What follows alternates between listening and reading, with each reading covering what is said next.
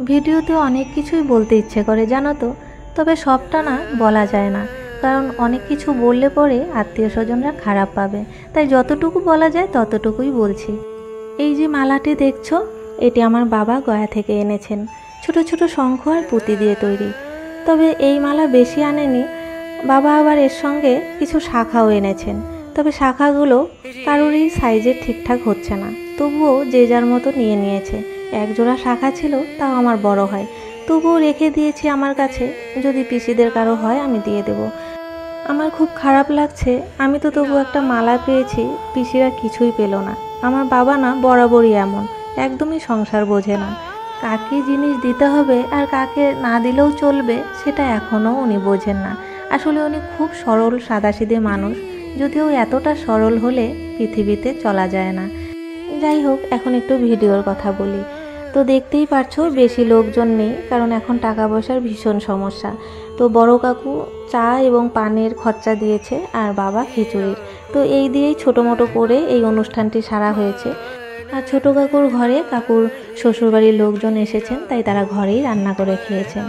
তো এই যে দেখো, এখন ভাগবত পাঠ হয়ে গিয়েছে, কীর্তন শুরু হবে, তারপর খিচুড়ি খাওয়া। আর এই যে পরের দিন ছোটো কাকুর নাতনির অন্নপ্রাশন, তো তার জন্য মদনমোহন বাড়িতে যাচ্ছে কোচবিহারে। তো রেডি হয়ে একটু দেখা করতে এসেছিল, দেখতে ভীষণ মিষ্টি লাগছে ভাস্তিকে, তাই ভাবলাম একটু ভিডিও করে নিই। তো এই যে মহুয়া একটু ধরেছে, আমি ভিডিও করলাম। তবে ওরা এখনই বেরিয়ে পড়বে, বেশি লোকজন যায়নি, শুধুমাত্র ছোটো কাকু শ্বশুরবাড়ির লোকজন আর যেমন ভাস্তির মামার বাড়ির লোক আসবে ওদিক থেকে। তো এই নিয়ে ওদের অনুষ্ঠানটি হয়েছে। মহুয়া যেতে পারবে না, কারণ একটা সুখবর আছে যেটা তোমাদের এখনও জানানো হয়নি, বুঝতেই পারছো সেটা কি হবে। তবে আত্মীয় স্বজন যেহেতু জেনেই গিয়েছে তাই বললাম। আর আমাকে বলেছে, কিন্তু এভাবে বললে তো আর যাওয়া যায় না। আমার শ্বশুর বাড়িতে এখন না বললে আমি কী করে যাই? এখন আমি এ বাড়ির মেয়ে হলেও পরের বাড়ির বউ, তাই কিন্তু এভাবে যাওয়াটা উচিত নয়, তাই না? তো যাই হোক, আমিও যাইনি, বাড়ি থেকে কেউই যায়নি। তবে কেন যায়নি সেটা না হয় নাই বললাম ভিডিওতে। আর আজকে তো মাছমুখী, বাবা গয়ায় যাওয়ার আগে থেকেই কিন্তু নিরামিষ চলছে, কারণ তার আগে একাদশী ছিল, দ্বাদশী ছিল।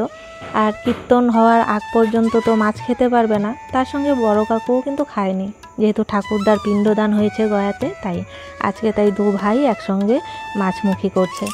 আজকে বাবার মনে ঠিক কতটা আনন্দ হচ্ছে আমি বুঝতে পারছি, কারণ এই দৃশ্য দেখে আমারও তো সেই দিনের কথা মনে পড়ে গেল, যখন ঠাকুরদা আর তার 3 ছেলে একসঙ্গে এভাবেই খেতে বসতো।